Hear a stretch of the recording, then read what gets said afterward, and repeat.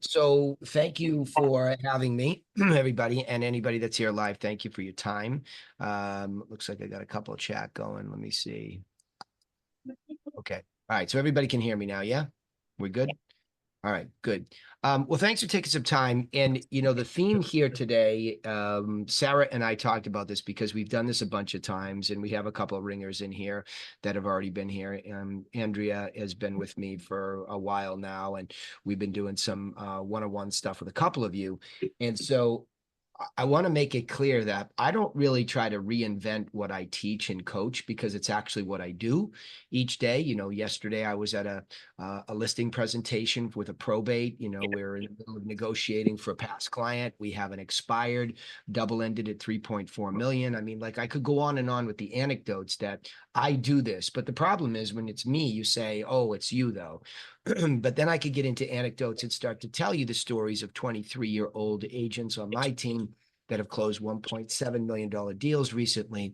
So I want you to understand that when I teach you something, it's actually what we use. And if I teach it to somebody that's very close to me, trying to make money with them, for example, an agent, it's what works, right? And I think that's really where I started to learn about the word intentionality. And that's what Sarah really wants this to be about today, being intentional with your business. And it sounds like that's an easy thing for all of you to hold on to and say, well, I am intentional. What do you mean? What do you mean by that? Well, we had to kind of open up your understanding, your perspective of what the business really is. And so I thought to myself, maybe I ought to, because this happened the other day when I was training a team over in Montreal last week. It hit me that I was mentioning a lot of books. I was saying things about what I had learned. So I want you to also understand it's not just my hard work over the years and trying to figure it out and make the changes and the adjustments to build a system. I learned from certain what I would say is universal bodies of work that were books. So I pulled some of them up here. I'm going to show those first because I want to tell you how they affected me, right? And I think that if you really want to be intentional yourself, because you're all individual business people, I don't care whether you're working at Northern Alliance in an administrative capacity, but especially if you're an agent, you're an independent contractor, period, paragraph. You are responsible for your own business. Even if one of these groups is giving you leads and you rely on them for part of that partnership, I joke with Sarah, I'm not really a big fan of the boo-hooing, like, well, they should do this or somebody to, nobody's coming for you is my statement. Okay. I say that to all my coaching members. Nobody's coming for you. So when we introduce you to certain bodies of work or things, you will do it or you won't. And that's the first step towards intentionality. Are you going to go pro? That's another book I can recommend too, Stephen Presley, about going pro. Are you going to act as if you are a professional real estate agent? On Wednesday nights, I started doing a free course called The Profitable Real Estate Agent, where I teach people how to really go pro. And you really have to think strategically if you're going to be intentional. You can't think tactically. You come on one of these things looking for where's the latest lead generation and how, what team's going to give me leads and all this. It's nonsense. You're a failed potential intentional realtor right from the start if that's the way you're thinking. And by the way, why can I say that to you? Because I did it. It's exactly what I did. I thought when I first started, you just got all these leads and you just hustled each one of them and that was a business. I couldn't have been further from the truth and that far off the mark from being right about how to run a business. And I knew better. I was coming out of a venture capital based company where I was talking to entrepreneurs all the time and I knew that the best businesses had a system. I just knew it. It's just the way it worked. So to that extent, I started to look back at all these books that I had been introduced to. Hey, Sarah, would you mind? I'm just going to mute everybody for a second. I'm getting a little feedback there. So just know that if you want to open up your mics, you have to unmute it. So the first thing that I learned once upon a time ago from my mentor's mentor, there's a guy by the name of Dan Kennedy that's out there, and he's a marketing guru, but he had overcome a stutter to become a platform speaker, which I thought was just astounding. That's a pretty big deal because Dan used to speak on these major stages. When they used to do these events, I remember going to the Boston Garden at the time, and there were these major events. They would wheel somebody out, they would give a spiel, and then they'd sell something, and everybody would rush to the back of the room. Well, Dan was one of those guys. So imagine having a stutter and having to go out in front of a huge audience and speak. So he credited this book, and I picked up on it. I said, "Huh, that's interesting. Let me read that."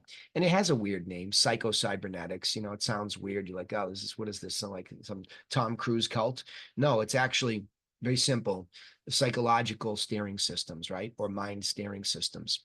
That's all that means. And this guy, Maxwell Maltz, turns out was a plastic surgeon in the early part of the 19th century. And he learned a lot doing plastic surgery on people. He found that he could change somebody's face and they would still see a monster in the mirror. So he figured that that was just the way that they saw themselves. So he really started to understand the power of self-image. And so I don't know that he created the term, but he's the one that certainly proliferated it when he started writing about this, that you could actually perform plastic surgery on your self-image. So what does that mean? Well, you can sit here today and in a second, you can just determine that you are going to be an intentional, profitable real estate agent selling properties, mostly listings, at or above the median in the geography within which you want to do business. See how quickly I can roll that off my tongue? Because I have put that into my self-image. So not only do I do it, but now I say it to you to coach it that way and say, listen to what I just said, and I'll say it again.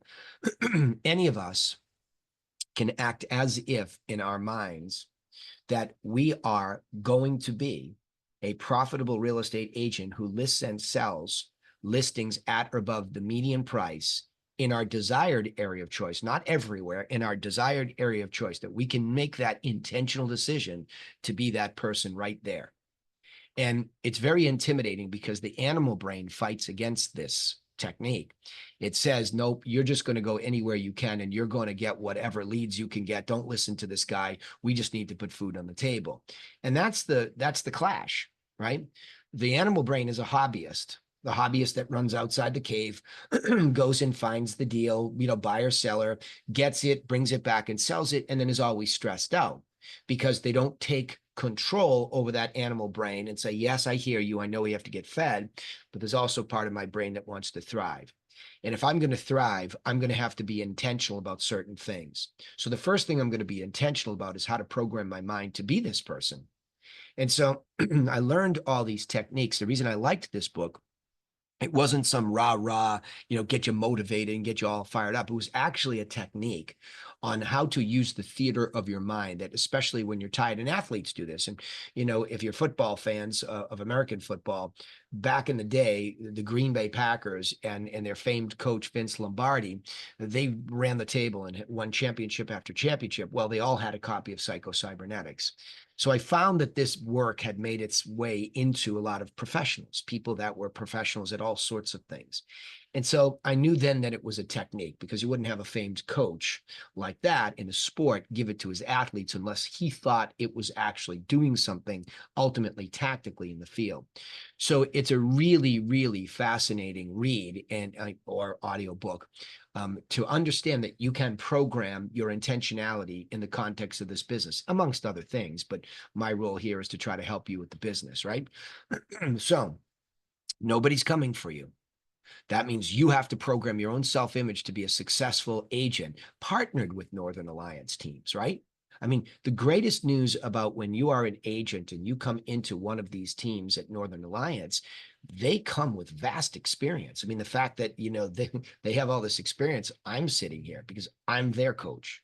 And they bring me in as one of the many resources, but you have to be able to take advantage of those resources and understand, as those resources come to you, how do they help you build your own business in that partnership? That's what a brokerage/team relationship is about. It's about partnership. What do they bring to the table? But not this, oh, they don't bring enough for me and I don't get them. And I know what happened during the internet age. A lot of people started to get a lot of leads, and we babied agents, right? I know that because I ran an organization like that too, where we would always give them leads and they'd be sitting there like little birds in the nest chirping. And I didn't realize I had actually clipped their wings. I didn't really teach them how to go out and be successful. So I made a complete change to my brokerage long ago, where I just stopped giving leads and I started giving information, education. And we started to create these systems. But I started to help my agents that had been in the old model recreate their self-image to say, no, you're going to be like me. You're not going to be waiting for me. You're going to be like me. I'm going to try to clone you into me so that you can go out and list these types of properties that I list because there's plenty of them. And we're only getting a tiny fraction of them. So I started to empower them with information, but I needed them to believe that because a lot of these people and some of my coaching members themselves are stuck in this mentality that they're only buyer agents, right? That's all they do is that they skim the cream off of some of these buyer lead platforms, and those platforms have got in the tank because the consumer's burnt out. So if you're just looking at, internet leads, you're definitely getting less than median most of the time. And the more of that business you do, the more stuck in it you are because those people are referring you less than median. So that's not an intentional movement towards more profitable. And that was my big awakening for myself. So I went back to this book about 12 years ago and I went through it again. And I started to really tell myself, you are going to be the best listing agent that you can be at or above the median price. I didn't even say luxury at the time. That wasn't the thing. It turns out you drift in that direction because once you go to the right of the median, that's where luxury lives, right? But if you're always looking to the left of the median, it turns out that that's where you are. So now let's go into psycho-cybernetics and how it actually works.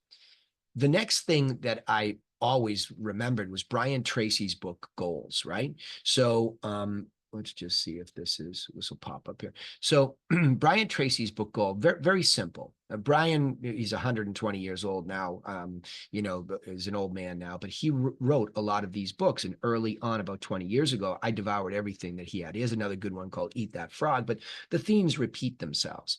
But the one key anecdote that I took out of this was that he talked about Harvard Business School, I think it was, he references, and he says that they polled their graduates one time, and they said, how many of you have written goals and written plans to achieve them? And how many of you don't, right? So they went through this and they come back 10 years later only to find out the people that had the written goals were doing many times better than those that didn't. So I thought that was fascinating too. How could it be so simple that somebody could write something down and then begin to develop an intentional plan to achieve it, that they could be that much more productive? Well, it turns out that dovetails perfectly with mind steering systems, because once you have those written goals, there's something about what your mind does to steer you to it. And so in the book, the subconscious mind is the steering mechanism that we're actually programming it. And it doesn't really need to know how. It just needs to know what goal, because your subconscious mind is the most unbelievable resource that you'll ever tap into. It is literally the supercomputer.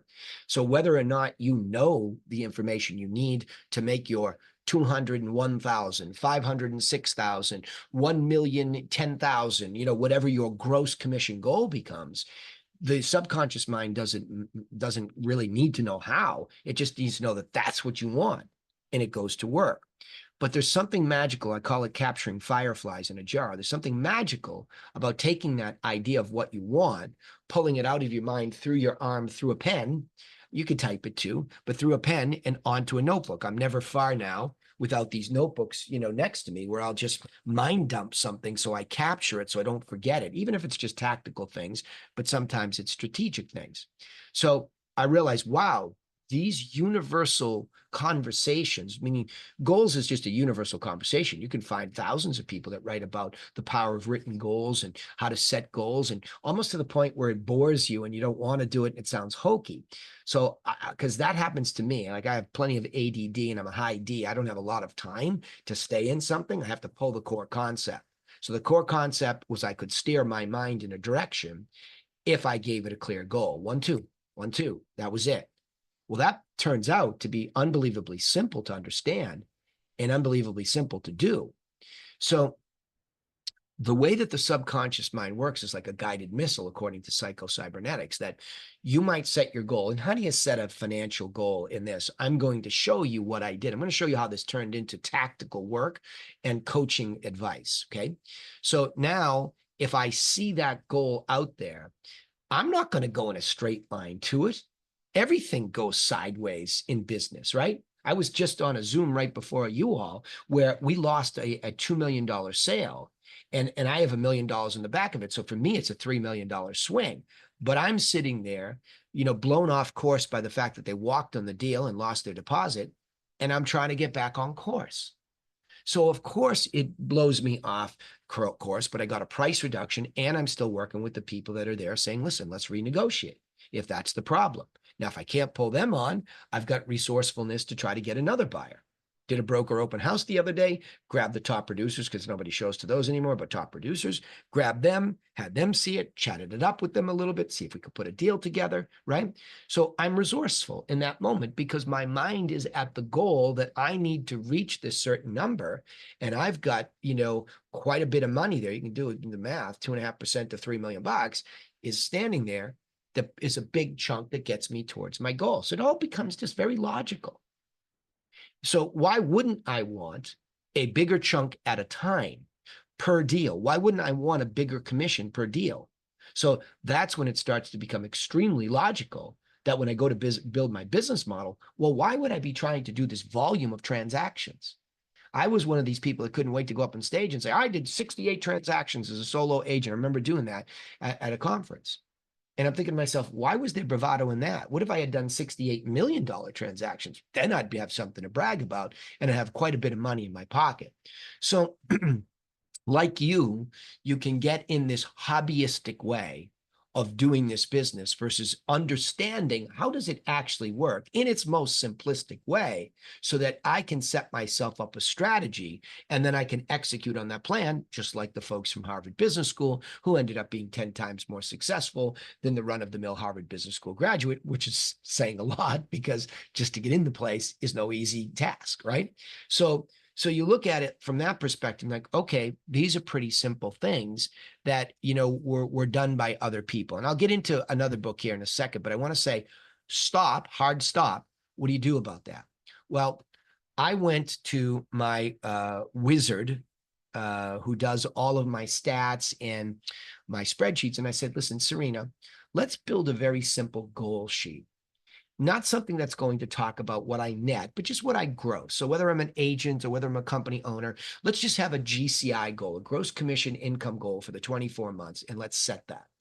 And then let's have a variance report per deal so that instead of just waking up at the end of the year and go, well, I should have done more, right? All this crap that I've heard out of people's nonsensical commentary is that you shouldn't have done anything. You're lucky you did anything, to tell you the truth, if you're a hobbyistic person. It's all just luck. We're all ending up with this luckiness. Now, again, I know my Northern Alliance people are intentionally training you all, and they're all in there trying to help you. But again, it's about being even more specific. The great Zig Ziglar, who was one of those platform speakers, had a great line: why be a wandering generality when you can be a meaningful specific? And that's precisely what this is. We're wandering hobbyistic generalities when we could be meaningfully specifically saying, I need to do exactly this number of deals at exactly this commission to get to exactly this gross commission. That's exactly what he meant. So here it is, manifested. And people blow this kind of stuff off. And I want to say, okay, well, what's your alternative? What are you doing that is keeping you accountable to having your guided missile stay on course to something that you chose? Okay. So the exercise here is we start off and we say, okay, what is the GCI goal that you want? And you don't want a nebulous goal, and you don't want to make something up, because the hobbyist says, oh, I want to do 200,000. Well, what? Where did you get that? You pulled that out of your backside, right? Where'd that come from? So you want to be even intentional about how much you want to do. So you might want to sit with the team lead or whomever, is the sales manager, and say, what's realistic for the average agent to do in Ottawa? Let's go into MLS together, or you just do it yourself, because like I said, nobody's coming for you. If you have access to MLS stats and you can go in there and say, what is the average realtor in Ottawa, in Montreal, wherever you are? What do they do in a year? What does the average do? Okay. How many transactions is that? How many millions of dollars of sales? And then you can back into what you think the gross commission would be on that. And you can start to see, what does the industry really bear? And then, of course, we want to cheat to the right, because 99% of agents are hobbies, right? Including top producers. Now, that's coming from a top producer who coaches top producers. I'm telling you, when a lot of these people are coming to me, they're coming in with absolutely no intentional plans. They're coming in with their businesses all over the place. And quite frankly, it's just lucky. right? They might make some intentional phone calls to a list of people. They might do some things that, stir up the business, but none of it's strategic. So even top producers are unintentional in their approach to this. So the first thing you do is say, okay, well, what's the gross commission income goal? Because remember, when you're a small business person, the top line is gross revenue, right? In any business. The bottom line is net income. In between those two things are all the expenses. I'm not going to get into that education today, but you can't start a financial goal without the top line. So we just start, that's it. That's all we ask is you pick a top line. So let's just say that the average agent in Ottawa sells $75,000 worth of commissions. And you say, okay, well, that's not even nearly enough before my splits and all that. So I really would like to set my goal at 201,346. Now, why did I do that kind of goal? I go back to the Zig Ziglar quote. Every time you can put a crooked number up on the board as a goal, the subconscious mind is awakened even more at a heightened level than it would be if you just said 200,000, 250,000. Those are round numbers. It's what the animal brain does when it doesn't want to think. It just patronizes and puts a number out there. Okay. Next, you come in and you say, okay, idealistically, not what I'm doing now, which is going anywhere, anytime, any place, which I also did. I mean, if you looked at Cape Cod geographically, I said, I'll go anywhere on Cape Cod, which, by the way, for luxury these days, I still do that, but only for luxury, right? Because luxury cheats to the water, and there's only so much of that in each town and village. So to do enough of it, I have to spread out, but it's no longer I'll go anywhere, any place, anytime for anything. That's not that, right? But what I did in the beginning is I shrunk it down to one area called Barnstable, which was my town, because I'm like, well, geez, there's 50 sales above $1 million during recessionary times in 2011. Why did I even try to do distressed sales? There was 50 above $1 million right here, right in this town, 60 square miles.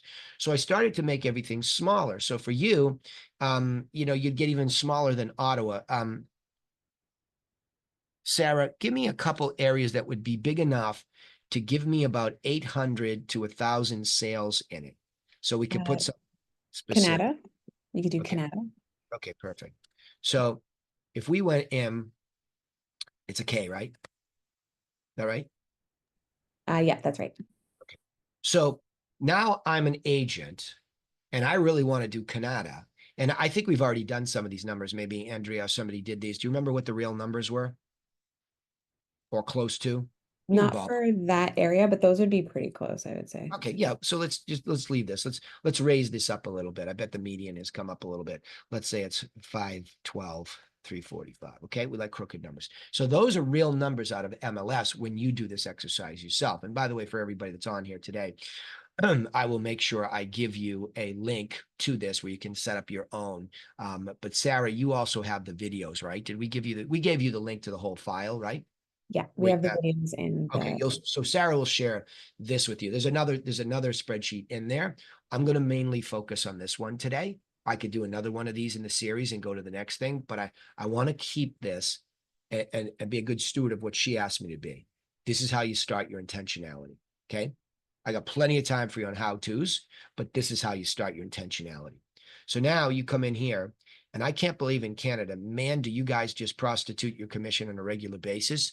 Because most of you are buyer agents and you're letting somebody else, the listing agent, dictate to you what you can make, and they give you 2%, right? So that's another reason to wake up and start to be intentional about acquiring listings so that when you learn how to give a good value proposition to a listing, you will get at least 4.5 apples, and you could keep 2.5 yourself and give yourself a significant 25% raise immediately. And that changes everything over the course of a year. Listings put you in control. So let's just, for the sake of your argument up in Canada, put a 2.5% goal commission rate, right? So again, I've got a goal GCI and I have a goal commission rate. Those are the two key components. Now, what that does, once I have real mean and real median numbers, and I would suggest you get the real exacting ones, right, for your marketplace, I have a very clear target. It's super crooked. If I am able to achieve the average sale, then at my commission rate, then I'm going to get $15,269.50. That's my number. And now that gets like tattooed inside my subconscious psychocybernetic steering systems wise, it gets just stuck in there. And I can see it when I go to bed, and I should write it down over and over and over. And when I go to bed, I could even put it on the ceiling, right? I want to own that number in my subconscious, because that's how the subconscious is going to keep me on track and warn me, uh-oh, you're doing some of these low-end deals. Uh-oh, you're doing a lot of rentals. It's throwing you off, right? All of those things are very real. I'm not saying that cash flow isn't good. Take the deals. But I'm trying to teach you to intentionally start to move your way into a better business. Now, the red alert number is 12,808.63, meaning that if I can only do a median sale at 2.5, then the red alert is 2,808.63. Now, you're going to do deals below that, as I do deals below mine too. But what happens is I now know what that does to me. It puts me behind the achievement of my goal, and all sorts of alarms go off in my subconscious mind that trigger my strategic approach. And they ask me for, to question it. And they ask me to go get coaching. Why am I doing this? Right? And you become conscious of all this. So you're not just going through the motions as a hobbyist anymore. You're becoming conscious. And when you're conscious, you're becoming intentional. When you're intentional, you're seeking the proper help to adjust and get on course. Simple, isn't it? It's wildly logical how this works, but we just don't ever slow down to think about it this way. I did, because I couldn't take running around anymore, and I didn't want to coach from a hobbyistic standpoint, rah, and all this. No, I wanted to say, do this or don't do this, right? That's what I wanted to be able to do. Now, of course, all sorts of new problems come up, and we're resourceful in solving them, especially with some of these Northern Alliance teams that are massive, like Metro City, right? We have to come up with creative ways, but it's never really away from this framework. We never really have to depart from the framework.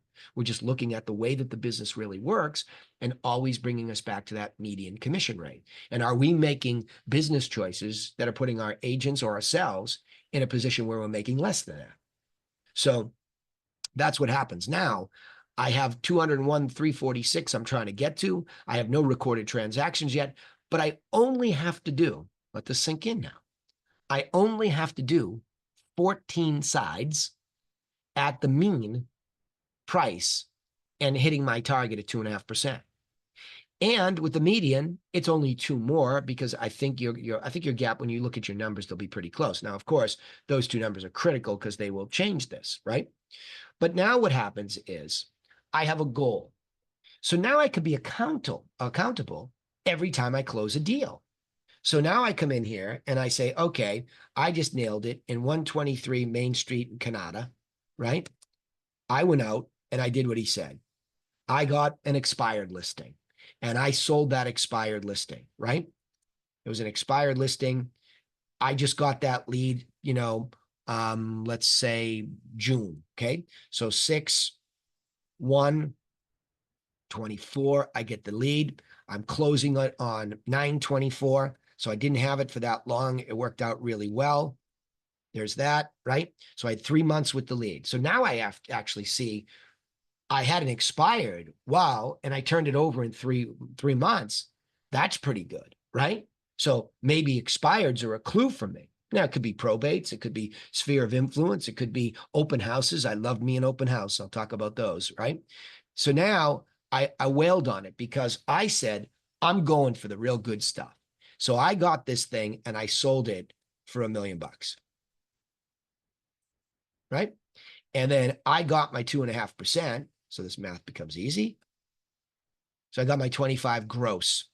Okay. Now, again, I know this splits and all that. That's not the point here. The point is to try to hit this gross commission goal, because you can always move that up when you want to net more. Okay.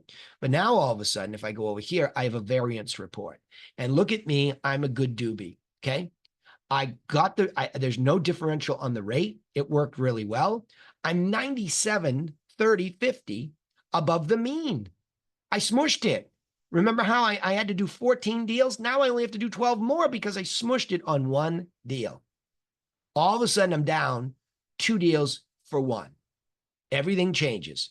It's a 63% variance over that mean commission. And then the median, I really smushed it. I'm almost 100% over what I was supposed to make on the median commission. Oh, glorious day. So just one of those Could be a big deal. But here's what happens after that. Now I go to ABC, Ugly Street, and I got a buyer who's the bottom of the barrel that I got off the internet. By the way, I'm not telling you abandon the internet leads. I'm just saying cherry pick the better ones when you can, right? The problem with this one is this one came in a year ago because they're mostly whimsical, right? So, and now I'm going to close that one too, right after this, 9/25. So it's great. I got a couple deals closing at once, but I'm 12 months with the lead. So you see time management all of a sudden starts to become a thing, right? So now this one's a real dog, right? Let's just say I make, let's say that this is, let's do easy math, $100,000. I know there's probably nothing up there for $100,000, but let's just say it's that. I get my 2.5%, right? There I go, right? So now watch what happens.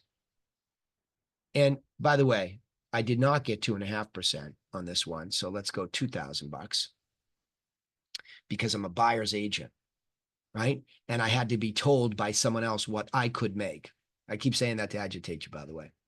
I'm off a half a point because somebody else's business decision, not mine. I'm down 13 grand on the mean, 10 here, right?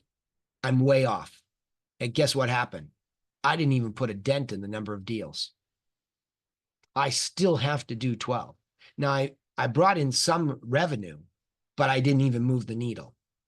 So I do the extreme to show you that this is what it looks like. And 2 grand's probably more like a rental, fee or something like that, but you get the point. The point is just to illustrate when I'm intentional, then all I have to do is pay attention to this, right? And this is the way that it works. Now, if I were to say, all right, well, how do we get into the intentionality? Because I'm going to stop there and then open it up for Q&A and probably, Sarah, take your guidance on whether we want to cap it here today and do the next one about the prospect management one and the buyer and seller plans. I can give a little bit of a narrative there, but I want to stop here for Q&A and say, Sarah has this spreadsheet. It's free. You don't need all these fancy schmancy CRMs and all these other things. You need free stuff from me to get started, to be intentional, so that you don't have any excuses in your animal brain that this is too difficult to do. But this is the first step to being intentional. If you don't take the time to sit still and set your own goals, you got to look in the mirror and say, I'm a clown. Like, I'm a hobbyist. I'm not serious. I'm not a serious business person, right? And again, I'm calling you out in advance of you doing this because now you know. Before, you might have not known that this was possible, that anybody thinks like this. But after 25 years of doing it and obsessing for myself, I don't want to waste my time. I have 5 kids and I want to live my life. I have other businesses. I love my commercial buildings and my tenants in there, and I love to work with them. I love my coaching clients, all of that. So I'm not going to be in a position where I can't sell a lot of properties, right? And make it hard. So what happened to me is, as I started to do this, I can remember the first time I did it, the average sale was 577. And after the first round of Q&A, I'm going to go and show you that I got intentional. Now, you could do this yourself by door knocking, the cold calling yourself, but I hired a new round of telemarketers. I've always had somebody making phone calls for me, really since almost the beginning, because I understand the intentionality of new business development and how hard it is. I have a telemarketer who I hired 2.5 years ago that works for me very part-time. And her average sale with me is $101,000 in change. I'll show it to you. I'll actually show it to you. 26,000 is in change is the crooked number for the commission rate and 2.42% for the rate. So we know our math because we wrote it down. And in the beginning, I was looking for a higher 2.62 was my actual rate. And it's down to 2.42. But my commission went that way because my average sale went that way far. So the math is flexible for you as you move outwards towards a higher end. And I'm also going to warn you, your mind is going to tell you that you can't do it, that you're too young, or this isn't for you, you're different, or you're a different color than the people that own this. I've heard it all, by the way, as a coach. I've heard it all, right? And I'm telling you, it's all nonsense. It turns out that people that own a median and above listing are largely educated people.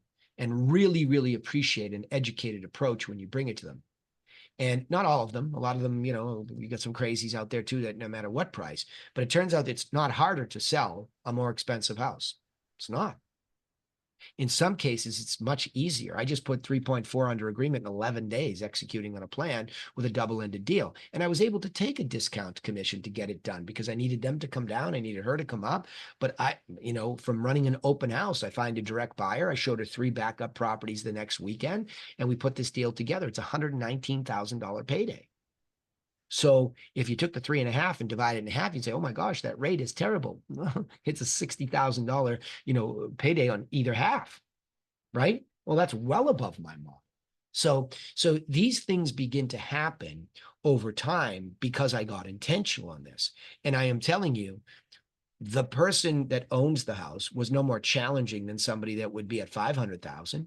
And the person that bought it was no more challenging than somebody would buy at 500,000. It was the same stuff I had to do. So why wouldn't I get paid many more times? It's simply because I was intentionally targeting getting those listings, right? All right, Sarah, you want to weigh in on this first, or you want to comment on this for the Northern Alliance crowd, or any team leads in here that want to jump in with me, make a Yeah, comment here? I posted the video and the template in the chat, so Mhm. everyone has access to that now, so you can jump in on that. But yeah, if we want to open it up for Q&A or ask some questions, I know I've been getting messages from some of our agents that are really looking forward to using the spreadsheet. Yeah, good, good. Because I'll just tell you, it's so dang simple. And I have another one that follows that. I don't know if you want to open up that can of worms because we don't have that much time. I can show it and book another one of these if you want. I Yeah, just, I I think want to let's keep, pick another one. But yeah, yeah, go ahead. I want to keep it simple because they'll get overwhelmed. Again, I'm going to recommend the books, Psycho Cybernetics, right? Let me just put these in the chat too, okay? Hang on one sec. There's that one. Here's Goals by Brian Tracy. Let me open that up a little bit better.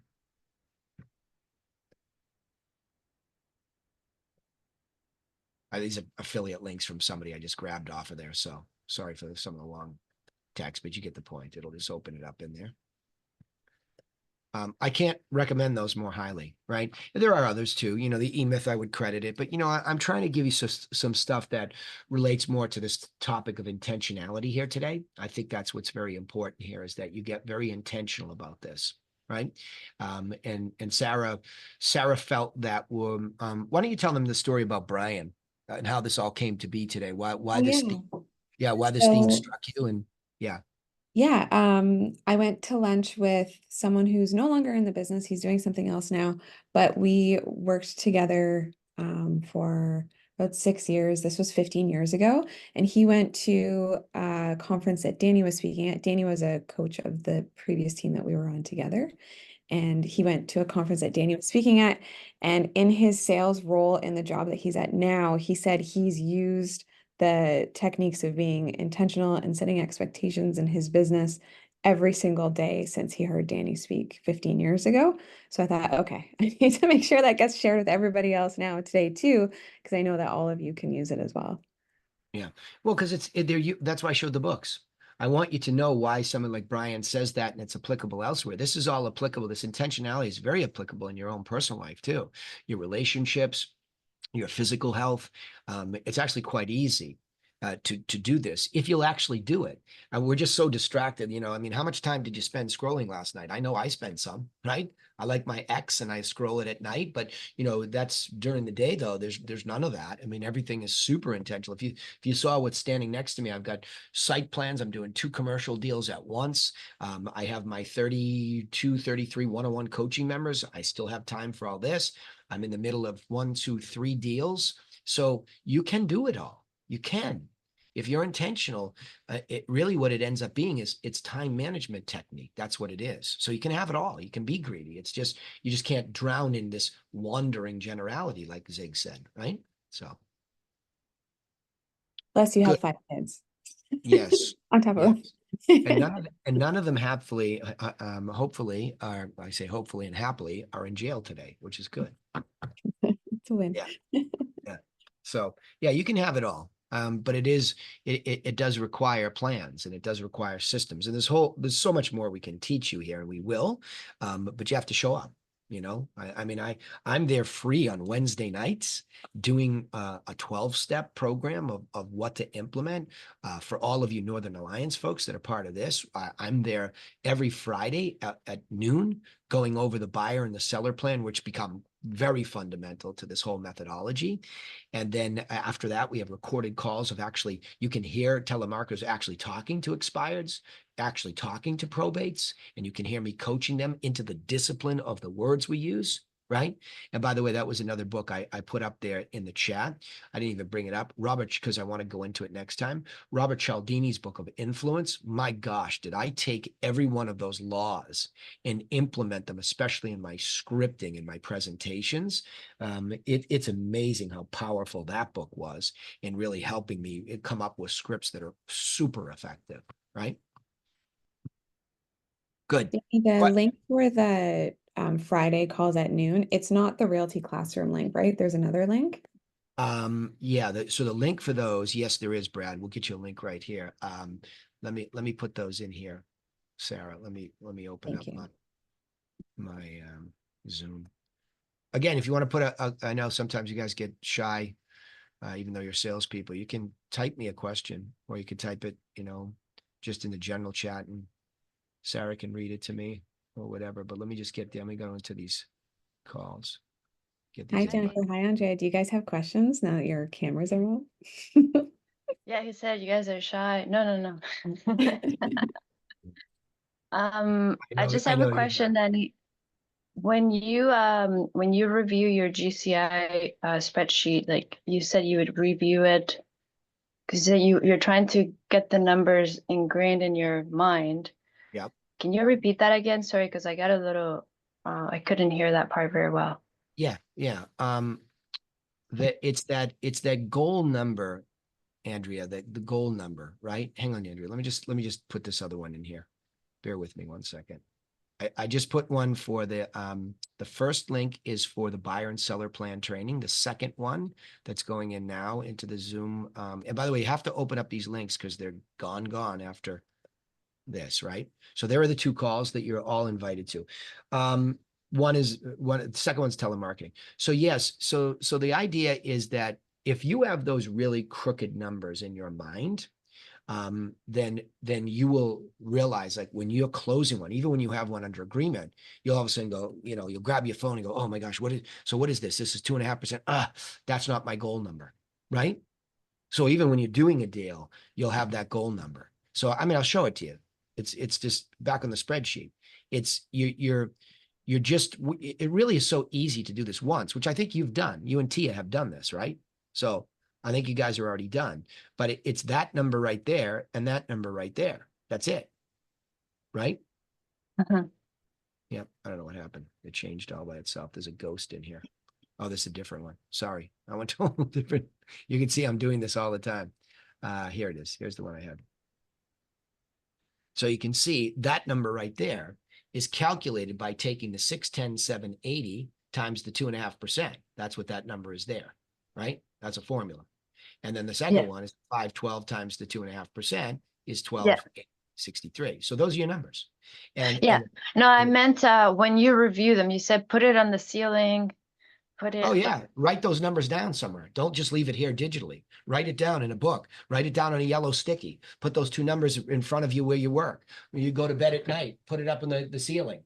Put it in a drawer where you put your Apple Watch to charge at night. Put it right next to that. And that's what I mean. You're programming your brain to be that crazy intentional. Play a game with yourself that there's your number. And everywhere you go is your number. Okay. Thank you. It's a game. It's a game. And it's a game worth playing, like Michael Gerber would say, because it's your financial health. That's what you're doing, right? It'd be the same thing that says, when I open up the refrigerator, there's a yellow sticky that says exercise first, right? There's a yellow sticky that says, get this cake out of here, right? You know what I And put mean? it on the It's just, chocolate. there you go. I mean, that's how you play the games with yourself, right?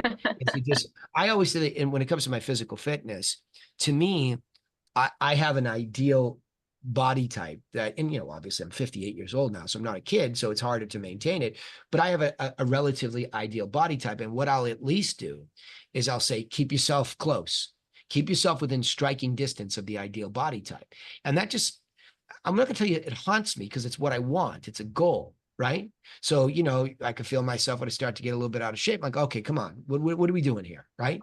Like, because I got sick with COVID, it really threw me off because you're eating the calories that are no longer burning. So now it's the same thing. It's like, okay, you got to get to the gym. And I have a system at the gym that I've used for 15 years. It's called Body for Life, right? I read that book once upon a time, fell in love with the system for it. Upper body, lower body cardio, period. I'm in and out of there. It's like a listing presentation. Literally, it just hit me. I'm 45 minutes in a listing presentation now, pretty much to the letter, unless I really have to talk to them more, because that's all it takes me. If I go into the gym, I have a workout, a routine for stretching, rolling, lifting, or cardio. I'm gone in 45 minutes, literally. Right. So it's everything with me has become so well time managed, and it keeps me on target. So then it becomes a habit. In the beginning, it's a game that you're going to have to really program yourself, but then it becomes a habit, right? And of course, we can get off the habit and something can go sideways. So the good news is you always have the system to go back to, right? Cool? Yeah. Yes. Good. Other questions? You're also shy, but at least, Jennifer, you turned your camera on, which we appreciate. I think Brad has asked if the first link is on Wednesday and the second link is on Fridays for the links Nope. that you posted. Nope, both Fridays. The Wednesday, both. I'll give you the Wednesday link. Okay. Yeah, I'll give you that one too. That's the Profitable Agent Plan. That rotates a 12-week series. I think we're going into week 7 next week, but that definitely, I'll put that in here too. Good question. Thank you for catching that. Let's see.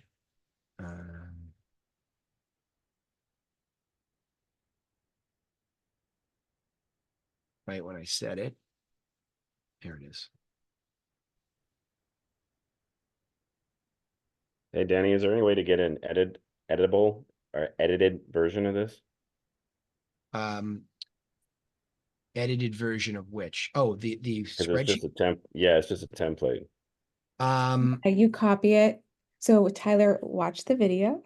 Oh, is that what that first one was? It'll tell you how to copy it and then Yeah. create your own template to fill out. So that's yours. All right, my bad. It's That's okay.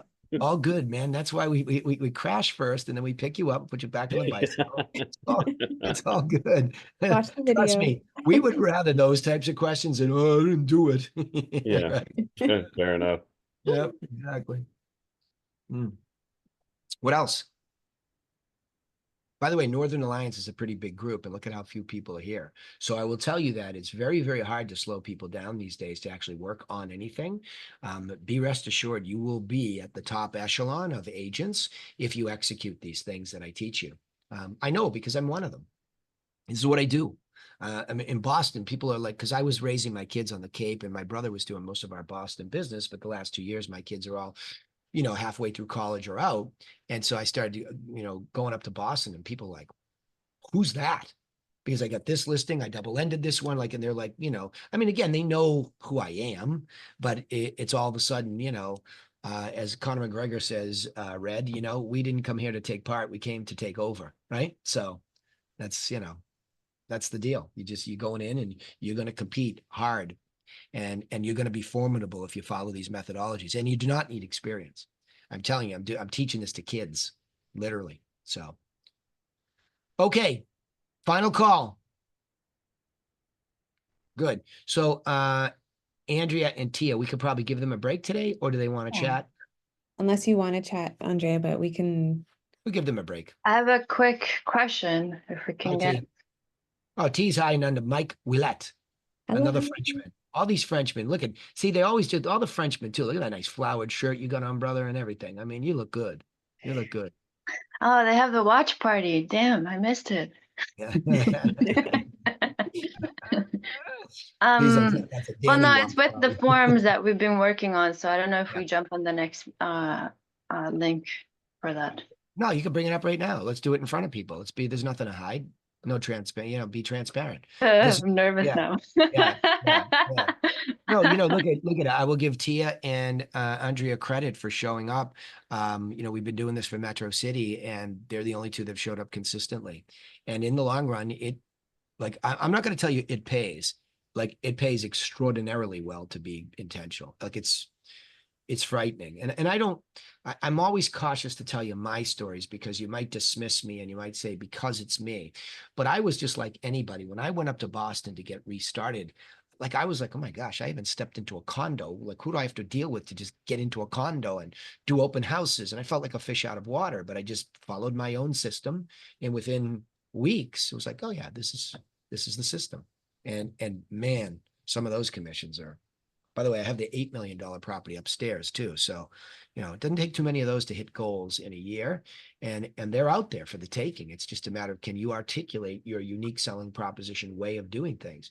And by the way, I'm up against a lot of people up there with extraordinarily good resumes, so I don't always win. But I say, listen, I'm not here to compete on resume. I'm here to educate you on how this process works, and we'll get into that next time on how that prospecting works. We'll call next meeting prospecting, intentional prospecting. This is intentional goal setting. Then we'll do intentional prospecting, right? I'll make myself a note.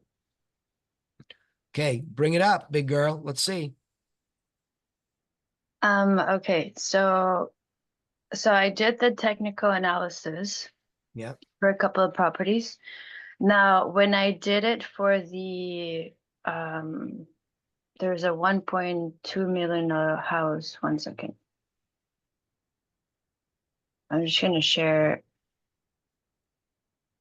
this one here. Can you see it? Yep. Got you. Yeah, so when I was doing this form. By the way, let me explain this to you all, okay? She's well trained already.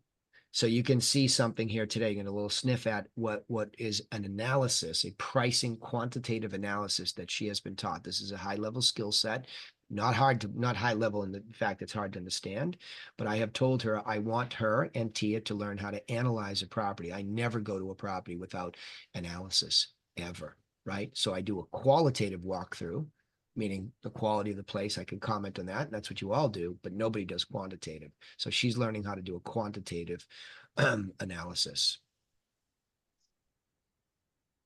So, okay, so I took this property. It's listed at 2.298. This is the 2024 assessed value. Okay. Yep. Now when I was looking at the relevant sales, this one was the outlier. So, well, I mean, it was first year. Yeah, so the math was screwy. So you pulled it out, but you left it on the sheet. Good. I still left it on the sheet. Yep. Now in the training video, it talks about these deviant, right?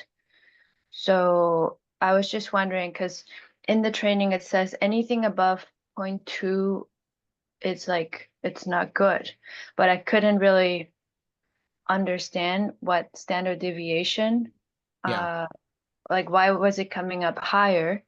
I did it for a more like normal property here. Yep. And it was fine. It was 1.1. It was pretty straightforward. Mhm. This one was actually really good because that's even nice and before, tight. before I looked at the photos, I just took what came up in the CMA. I put it in here and I was like, okay, why are these 915, 870? And these ones are selling for 748, 740. So when I looked at the photos, the ones on 25 Rio Pel in 15 Decock, they were fixer-uppers. So it was pretty cool to see, like, even before looking at the photos, they already had that differentiation. Like, okay, if you put the math didn't lie, right? See? Yeah. See, the math backs up the story. So when you're sitting there and you're in a house that's a fixer upper, you say, listen, you're not 915 because those are the ones that are already done. Here's the math and the pictures and details that back up the math. That's how you win. It is cool, isn't it? It's empowering. Yeah. You. Yeah, it was super cool. I like So that. what they call you now in Boston? Wicked smart. Woo! What's that in Spanish? Yeah. That's a good question. Yeah, I don't know how do you say wicked. My Spanish is so rusty. You'd have to help me out with even smart. Um, so yeah, so for luxury ones, I was just wondering, what Luxury's tougher because the spread is tougher. So the math gets tougher because you have fewer, tougher? well, you have fewer data points, right? So the closer you get to median, you have more commoditized products, meaning what? They're more alike, right? So you have these properties are more alike. But when you get to properties that are luxury, it's almost like individualized pieces of art, right? Yeah, exactly. So I was just a little bit, I was like, okay, like, is this accurate to provide to the client because Well, the yes. Well, standard it's still, deviation yeah, stuff? yes, don't worry about the standard deviation for the moment because you can go back into the absolute sale question, right? So we have $1 million assessed value, 1,081,000. We have another one for 1,076,000. See that one right there? Okay. So that one sold for 1.893, and it's almost the same assessed value as the subject. So how much are they asking for the subject property? 2.2. Yeah. So you can see that the 2.2 is probably rich if these two things are alike. But then the only way to know that is now you go to because that's a sold. Solds don't lie. Solds tell you the truth. So you're looking at a sold at 1 point, just under 1.9. Okay. But their last listing price was 1.998. So they got under 2 million bucks and then they got almost 1.9, right? So they gave up just, close to $100,000 in negotiation, which is about a little less than 5%, right? So you have the 1.893 is a real hard number. So you just go to that one and you take a look at the pictures and details and you see how it compares, right? Because that hurts, right? That hurts them. Now, then you go to the one below that, the two, your 2 million. What's your 2 million look like? But that assessed value was, $1.5 million. And they only sold for 2 million. So they were assessed for 561,000 more than yours, right? Woodsia is like, according to the city, is worth $500,000 less. So what is the city seeing in this Timbercrest that's that much better than Woodsia? But Woodsia thinks they're the same, right? See what I mean? So you just go back into the individual stories now. Don't worry about overall where this could be, but you do have the math. If they were extraordinarily good, it would be 2.2. But did it expire? Is this an expired we're talking about? No, it's active. Okay. So, and are you trying to buy it? Is this active with you or who? Like, give me the scenario. No, I showed it to a buyer. So Got this it. is an active listing. Yeah. Got it. So if you showed it to a buyer, you show this to the buyer and say, "Hey, listen, I think they're rich. I think they're more like 1.9, and here's what the math says." Right?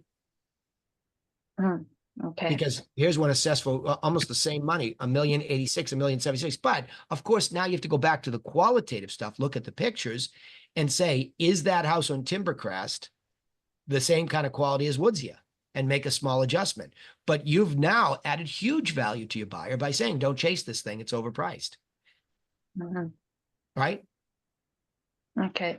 And if they give you a hard time, on negotiation, go to the other side and say, listen, I run an analysis all the time. And I'm telling you, I'm stuck on the Timbercrest story, right? It was assessed for the same money. They sold for 1.9. I look at the pictures and details. The quality is the same. So how are we not there? Right? So now you can use this to your advantage during a negotiation, but you look really smart in front of your buyer because you're protecting them with math. Right? Yeah. Okay. I told you the Yeah. skill will change it. The skill will change your life, right? Because you'll be Yeah, the I only mean, one. right away, it's different, right? Like the conversation, it felt better. It felt really You're good. 100% more professional. You're not winging it. This is intentional at an extreme level, but yet it's not. This wasn't hard to learn, was it? Once you watch the video and everything, it wasn't hard to learn, was it? No, it was more getting over the animal brain, That's but it. But now look at that you acquired the animal brain down, your thriving brain, that professional that's trying to break free. Look at how she feels now. Very different, right? yeah. Okay, so this standard deviation, like at the end of the day, it's a guideline, right? Like, because then Correct. even looking at the average, it looks like it's too low. Yeah, Right. well, it's not too low, maybe, because you got to compare it to that 189. Yeah, well, again, is it an average house? Did you see this house? Yes. Was it in average condition? No, it needs a lot of renovations. Okay, so it's less than average? The thing is that the size is much larger than the average here. It's a, well, actually, when I look, that was another thing. I added the area because I was curious as to, because we don't have square footage for the houses here. And Yeah. the training calls out to, provide some square footage. So I used the area for the lot to see what the numbers would look like. So I guess this one, it's kind of comparable to these. Where I really noticed it was on this one. Um, where is it? So this one is much larger, okay, than the other ones that are like kind of in the 6,000s. So Well, those are all qualitative factors that you're gonna, start to make your case. Let me just ask you straightforwardly, go back to the other one, Woodsia, okay? Because that's the harder one. Don't drown yourself in data. Just use it as a guideline, okay? Is this house average 1,750, okay? Or above or below? I think it's a little bit above, Okay, just because it's so spacious. It's a lot yeah, of good, space. Yeah. perfect.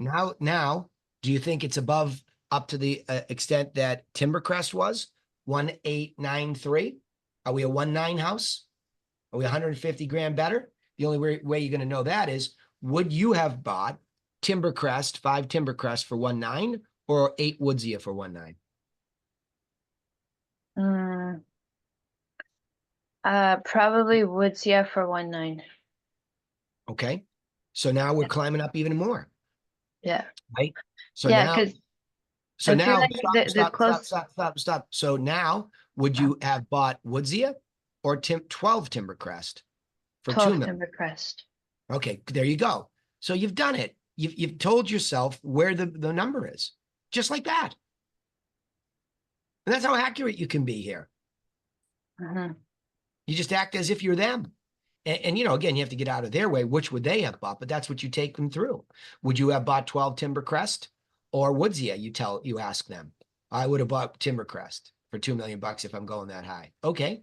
So would you have bought 5 at 1,9? Nope, I would buy Woodsia. So where are we? We're 1,950 plus or minus. Just like that. It's easy. It just tells the logical story. It's just math just helps you get much more specific, much more quickly. Otherwise, it's your opinion guiding you, Mhm. right? Yeah. Let Okay. math guide you and then plus your opinion. And that's a much better place to be. And that's how you guide a buyer to step up and make an offer.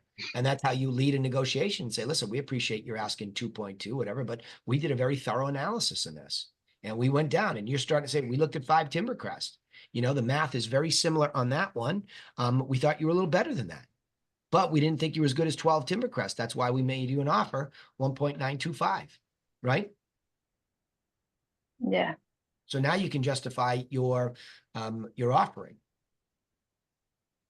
Okay. Thank you. Just taking notes. Yep. Thank you for actually doing it. Tia, where's yours? Not on my computer. Yeah. All right. Next week, you're on the hot seat, sister. We're going to make you do this next time. For the North, hey, see what happened behind the scenes? You were the crack students. You came back and you really did it with Sarah and I. And now we just hold you up on a pedestal and say, look at how great and smart and wicked smart. That's the Boston award you get, the wicked smart. Wicked smart. And That's we're it. gonna go to the bar to celebrate. No kidding. That's close. That's close for a Spaniard, but yeah, not close enough.